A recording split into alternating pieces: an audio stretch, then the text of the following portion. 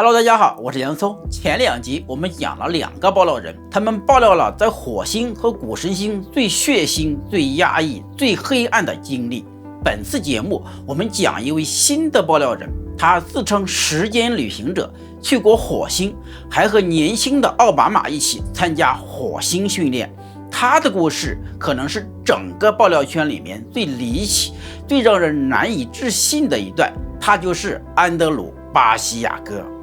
火星的秘密涉及的资料非常的庞大，系列分为9个章节，本次节目是该系列的第5章，越往后越精彩。第一，飞马计划时间旅行技术的开端。1961年的9月18日，安德鲁·巴西亚哥出生于美国的新泽西州的莫里斯顿，是家里5个孩子中最小的。他父亲是拉尔夫 ·M. 帕森斯公司的特殊项目工程师，也是国防高级研究计划局项目下飞马计划的主要负责人之一。前面说的美国高级研究计划局是美国国防部的下属机构，负责超级尖端的国防秘密科技的研究。这是一个多机构合作的研发项目，参与的主要国防承包商就是前面说的帕森斯公司。帕森斯公司是世界领先的工程公司之一，涉足的行业非常的广泛。飞马计划到底是什么呢？这件事的背景要追溯到1952年。1952年7月，美国首都华盛顿上空出现了一系列的不明飞行物事件。当时美国军方记录到这些飞行物的速度极快，远远超过当时人类喷气式飞机的能力，而且他们还展现出了一种近乎瞬移的飞行方式，在空中某一点消失，又突然出现在另一个位置，这就是著名的华盛顿 UFO 入侵事件。说句题外话，根据揭露宇宙中克里古德的描述，这些 UFO 实际上是德国纳粹分离团体干的，也就是前几集说的黑暗舰队。德国纳粹发现在美国的罗斯威尔以及其他的几个地方有外星飞行器坠毁的残骸。美国当时制定了一个政策，外星人的存在及其科技不能被民众知道，因为这会毁灭社会。这个政策处于最高的机密之上，比核武器的机密还要高。他们基于这个原因封锁了相关的消息。德国纳粹利用了这一点，开始大量的在美国进行各种活动，这包含了1952年华盛顿的 UFO 入侵事件。这是他们在向美国宣示，同意我们的条件，跟我们签约，否则我们就向公众公开外星人的存在及其科技。我们非常的清楚，这是你们的噩梦。这对美国军方来说是一个极大的刺激。如果外星人或者美国的敌对国家的飞行器拥有瞬间移动的能力，那就意味着他们的军事防御体系可能完全失效，雷达追不上，飞机追不上，导弹也追不上。他们不但飞得非常快，而且直接的跨越空间飞行。于是美国开始研究一种极端前沿的技术，时间旅行和瞬间移动的传送，来应对这种未知的威胁。它的技术基础据称来自特斯拉被美国政府没收的研究成果。科学家们在重新研究特斯拉的文件时，找到了一个能够弯曲时空的传送装置。安德鲁说，他的父亲曾在柯迪斯莱特航空公司工作，后来又进入了新泽西州的西奥兰治的托马斯·爱迪生研究室工作。他父亲在那里接触到了复杂的数学、特斯拉理论以及后来被称为飞马计划的核心技术。美国政府后来邀请他父亲重复尼古拉·特斯拉的瞬间移动实验，他的父亲就在这个背景下进入了绝密的国防研究领域。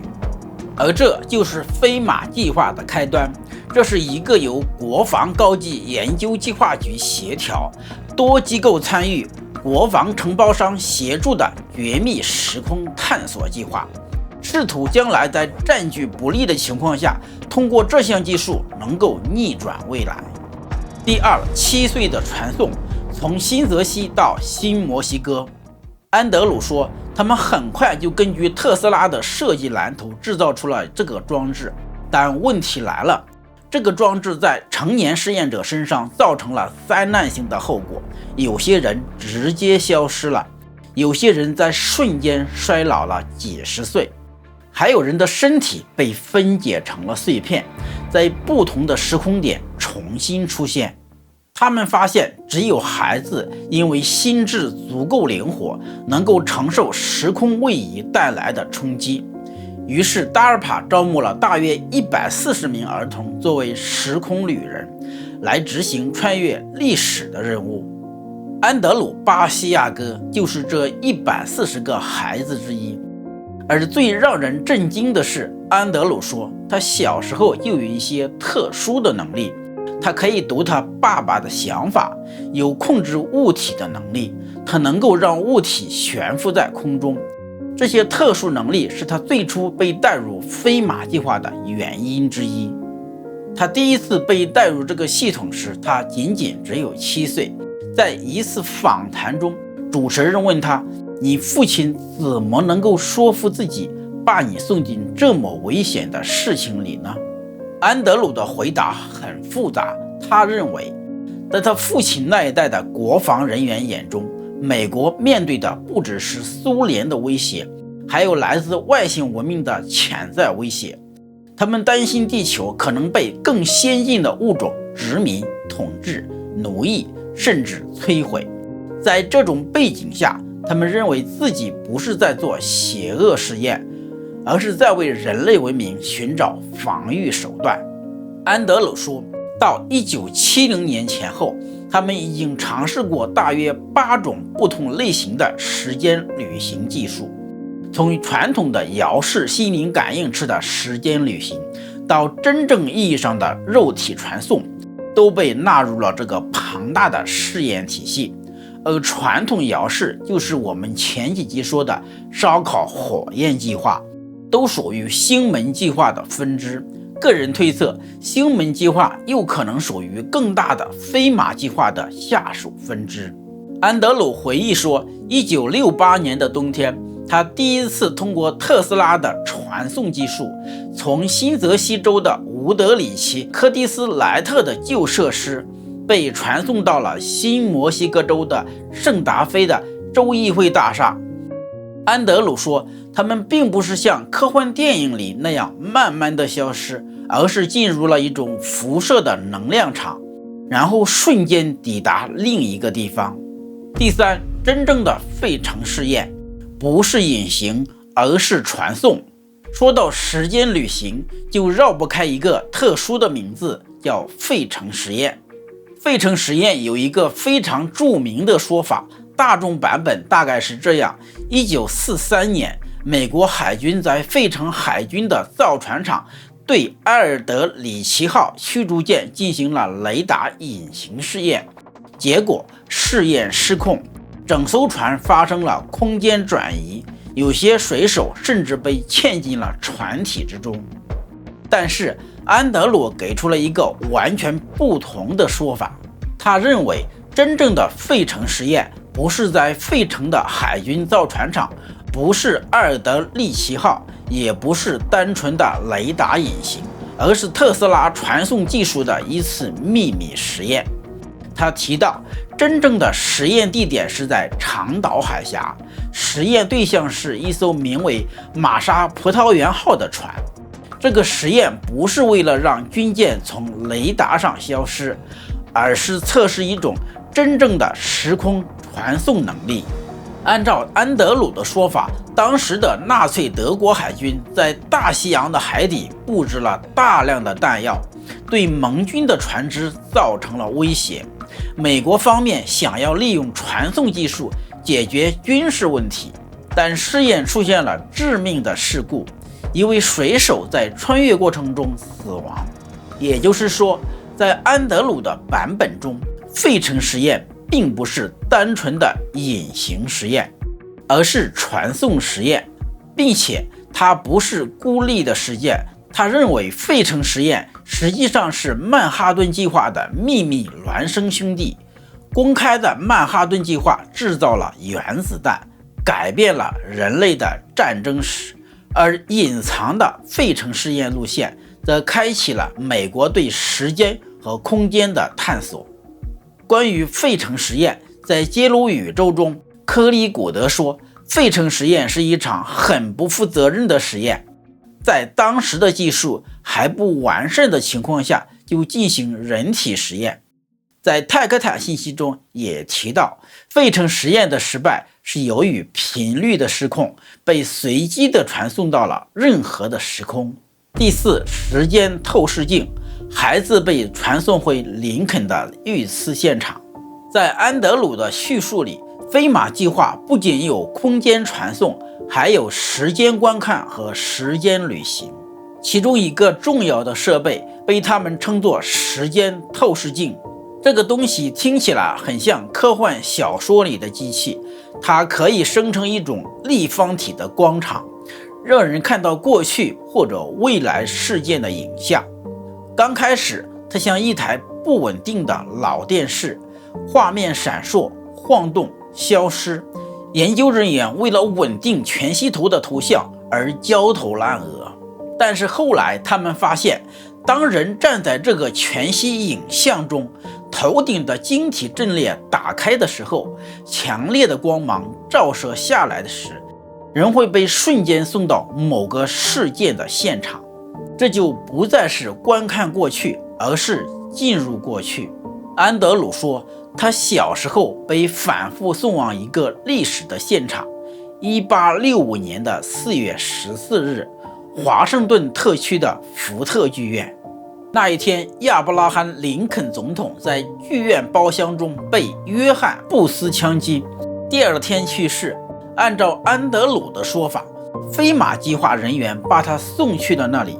就是为了验证林肯遇刺事件的细节，看看到底是谁刺杀了林肯。他不止去过了一次，他声称自己被送去的6、7次。更离奇的是，在其中一次穿越中，他看到了另一个自己。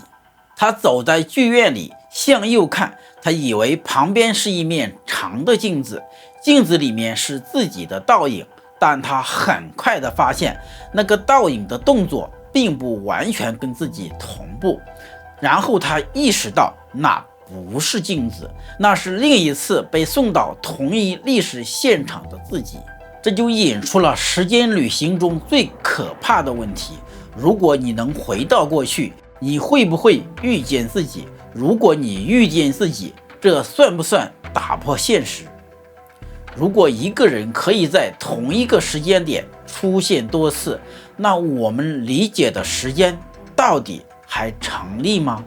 安德鲁给他的解释是，他们并不是简单的回到唯一的过去，而是进入相似但略有不同的平行时间线。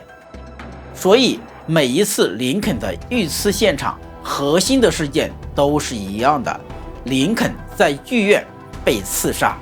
但是细节可能会有变化。他发现检票的人每次都会不一样，这一次是一个小孩检票，下一次是大人，再下一次可能是另一个人。然后每一次在剧院走的路线也不一样，现场小人物的行为也有差异。这也是安德鲁后来解释许多预测失败的关键。他认为量子访问看到的未来不一定就是我们这条时间线一定会发生的未来，它可能只是某条相邻时间线的结果。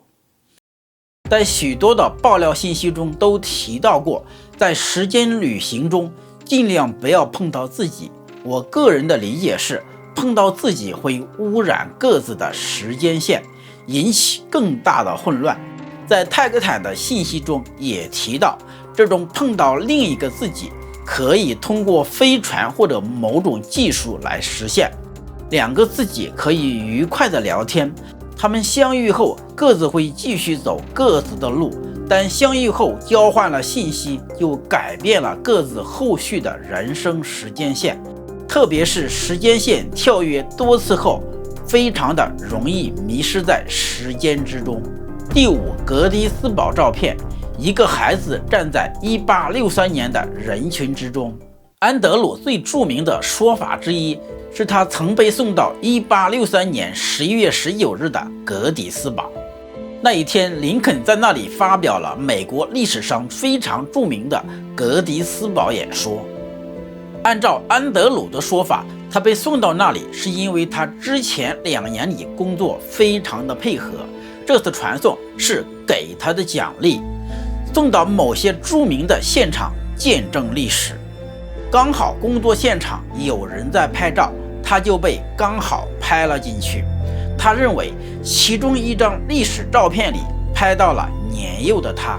如果只听这句话，很多人的第一反应肯定是这也太离谱了吧，一个20世纪出生的孩子怎么可能出现在1863年的照片里呢？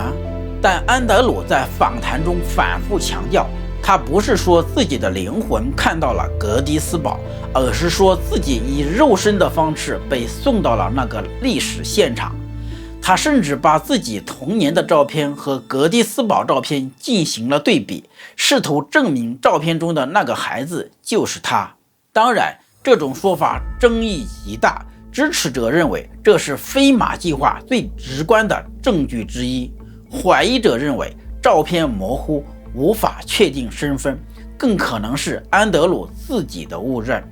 但无论真假，这个故事在叙事上非常的关键，因为它让安德鲁从一个讲述秘密项目的人，变成了一个声称自己可以在历史照片中留下痕迹的人。托尼的故事里，证据是身体创伤、记忆碎片、MRI 扫描和现实地点的拼图，而安德鲁的故事里，证据被他放在历史档案里。他说自己不是在讲神话，而是在告诉人们，如果你去翻旧照片、旧档案、旧新闻，或许能发现时空计划留下的痕迹。这就是安德鲁故事最吸引人的地方。第6，耶稣影像。他们用机器看到了2000年前的耶稣。在另一段访谈中，主持人问安德鲁，你是不是曾经穿越回去见过耶稣？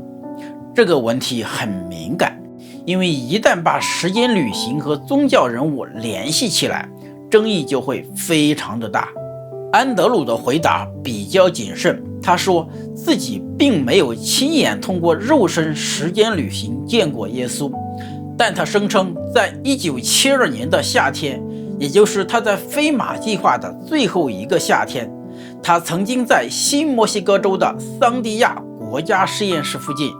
和父亲以及项目人员一起观看过一段黑白16毫米的胶片。他说那段胶片不是普通的电影，而是通过时间投影仪生成的全息影像，内容展示的是耶稣的生平、传道以及被钉在十字架的几个场景。换句话说，他声称项目人员用某种技术观察到了耶稣的时代。这件事如果放在普通宗教的叙事里已经足够惊人，但放在飞马计划的框架中，它又多了一层含义。如果真的能够观察过去，那么它不仅能研究战争、刺杀、灾难，也能研究宗教起源、文明转折点以及所有被历史烟尘覆盖的关键事件。这就引出了一个更大的问题，如果有人掌握了过去的影像，他会不会控制历史的解释权？谁能够看到真正的历史，谁就能决定什么被公开，什么被隐藏。安德鲁认为，美国政府早就通过量子访问掌握了很多过去与未来的资料，但他们并没有公开，因为一旦公开，整个人类对历史、宗教、政治、科技的理解都可能被改写。这也是为什么他说自己必须站出来，不是为了猎奇，而是为了披露。第7，从时间旅行到火星，中央情报室的传送室。如果故事到这里结束，安德鲁已经足够离奇，但真正把他和秘密太空计划联系起来的是他后来讲到的火星经历。按照安德鲁的说法，到了1980年，他刚刚19岁，又参与了中央情报局的火星传送室计划。所谓的传送室，简单说就是一种把人从地球瞬间送到火星的传送设施。他提到自己是通过位于美国加州的一个叫做埃尔塞贡多的地方，这个城市有条路叫做塞普尔维达北大道，这个大道上有一个门牌号999号的建筑，里面有一个传送室，他们就是从这个传送室进入火星的。我查了一下，这个地址靠近洛杉矶的国际机场，地址上是一个叫做双日的航空公司。埃尔塞贡多市曾经是马斯克的 SpaceX 太空技术探索公司的办公室，附近也有中国国际航空公司的北美总部所在地，也就是说，这个地方就是专门从事航空航天的地方。安德鲁说，他们先在加州北部的西斯基优学院附近接受训练。这个学院靠近大名鼎鼎的沙斯特山，而沙斯特山就是传说中地心世界附近的入口。在这个计划中，他说自己并不是唯一的参与者，除了另外几个人之外，还有一个更引人注目的名字——巴里·索头罗，这就是后来的美国总统巴拉克·奥巴马。奥巴马为什么会有这个名字呢？就不得不提起他的身世。奥巴马的母亲安·邓纳姆于1942年出生于美国堪萨斯州的威奇托，是一名白人。1960年，安·邓纳姆在夏威夷大学结识了来自肯尼亚的留学生巴拉克·奥巴马一世，两人于1961年的2月秘密结婚。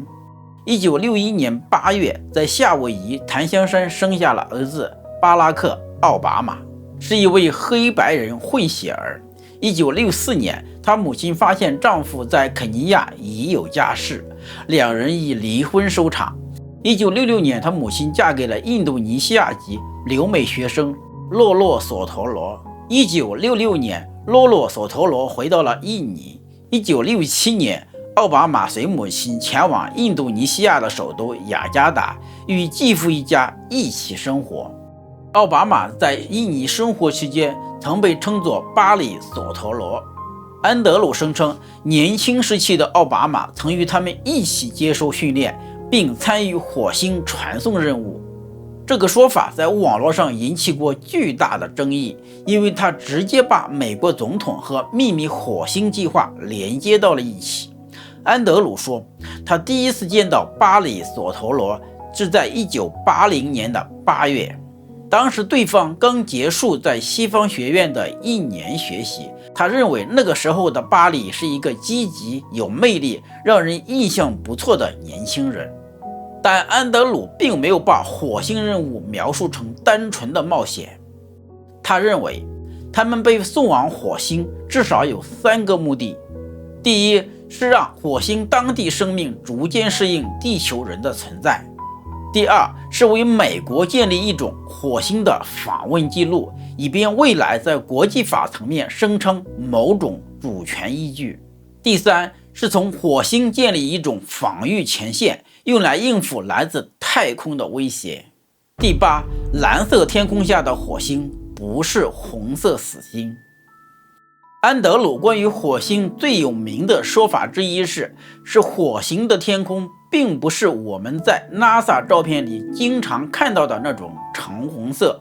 而是浅蓝色。他说自己在早期去火星的时候，看见火星的天空是呈现蓝色的，原因是火星的大气虽然缺氧，但仍然还有足够的氧气，能让人类短时间的呼吸。不过他也强调火星的氧气含量非常的低，低到什么程度呢？他说，如果一个人在火星表面以正常的速度行走几个小时，大腿的肌肉就会因为缺氧而剧烈的疼痛，甚至接近痉挛或者瘫痪。也就是说，人可以活，但并不舒服；可以呼吸，但远不如地球；可以行走，但身体会付出代价。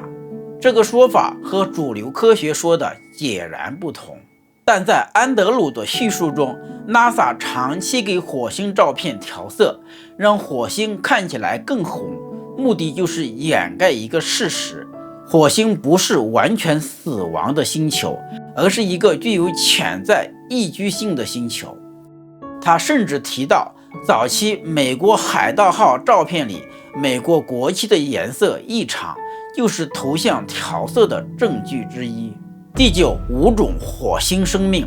人类、原住民、灰人、大脚怪和微型人。在访谈中，安德鲁提到，按照他自己的观察和分类，火星上存在大约5种类人或灵长类生命。第一种，他称为火星上的地球人。这类存在，按照他的说法，可能是远古的太阳系灾难之前，地球与火星之间的文明来往的后裔。他认为，大约在11500年前，地球和火星殖民者之间的联系中断了。这些人基因上可能与地球人非常的接近，甚至可以通婚繁衍。但由于长期生活在孤立的小规模族群中，他们出现了秃顶、外貌单一等特征。第二种是更本土化的火星人，他们身材较矮，身体纤细，长头、尖耳朵，手指细长，指甲锋利，有时候额头上还有类似触角的结构。安德鲁认为，现在流行文化中许多火星人的形象可能就是这种存在的变形记忆。第三种看起来像是灰人，他认为这可能是灰人的某种火星分支。第四种是类似大脚怪的火星灵长类动物。第五种则最为奇怪，是一种极小型的火星人，身高只有1/4英寸到1英寸之间，大概也就这么高。安德鲁说，这些极小型的火星人会挖洞，如果他们不小心的话，很可能被地球的探测车碾死。第10，总统命运线。他说 CIA 早知道谁会入主白宫。安德鲁的故事还有一条非常独特的线，总统命运线。在2014年的访谈中，他明确谈到自己准备参加2016年的美国总统大选。他说自己是注册的民主党人，会以独立候选人的身份参选，并争取在50个州获得参选资格。如果只是一个普通律师宣布竞选总统，这不算稀奇。真正离奇的是，安德鲁说他之所以相信自己未来会进入白宫，是因为有2位与中情局有深层关系的人告诉过他，他未来会成为美国总统。安德鲁认为，美国政府通过飞马计划和量子访问能力，早就可以观测到未来的事件。过去几任总统，包括卡特、布什、克林顿、奥巴马，都可能在年轻时被告知过自己未来会成为总统。他甚至提出过一个惊人的说法：时间旅行技术已经破坏了美国宪法意义上的总统选举程序。为什么？因为如果情报机构提前知道某些人未来会成为总统，并提前接触、培养、影响这些人，那么所谓的自由选举就不是完全自由的了。总统不是简单由选民选择出来的，而是在某种未来情报系统的影响下被提前筛选和塑造出来的。第11，安德鲁的意义。讲到这里，我们会发现安德鲁·巴西亚哥是一个非常难以评价的人。他的故事跨度太大了，从父亲的秘密研究到童年的传送实验，从费城实验到林肯遇刺，从格迪斯堡照片到耶稣影像，从火星的传送室到年轻的奥巴马，最后还连接到总统竞选和未来的时间线。这些内容每一条拿出来都很离奇，全部放在一起就会更加的让人难以置信。在秘密太空计划这个领域里，安德鲁提供的是一条非常特别的线索。托尼讲的是奴役系统，兰迪讲的是火星战争，安德鲁讲的是时间旅行和火星传送。他们3个人的故事角度完全不同，但都指向了一个核心问题：人类公开知道的太空史是否只是表面的一层？安德鲁后来说，自己之所以站出来，不只是为了讲一个科幻故事，而是因为他认为人类必须知道一件事：地球上的技术可能远远超越我们公开看到的那一部分。下一期我们将回到20年回退这个最核心的机制上来。我们要讲的是秘密太空计划最早的爆料者迈克尔·雷尔夫，他是第一个通过催眠回忆的方式系统性的描述这一机制的人。他的火星档案出版于2000年，比后来的所有爆料人都早。他原本根本不知道自己经历过什么，直到他的妻子在一次清理中一点点地挖出了他被封锁20年的火星最黑暗的记忆。这20年他又经历过什么呢？他跟其他的爆料者说的有什么不同呢？我是洋葱，今天的故事就到这里。喜欢我的节目，请订阅我的频道，欢迎点赞、转发和评论。频道的成长离不开您的支持，我们下一期见。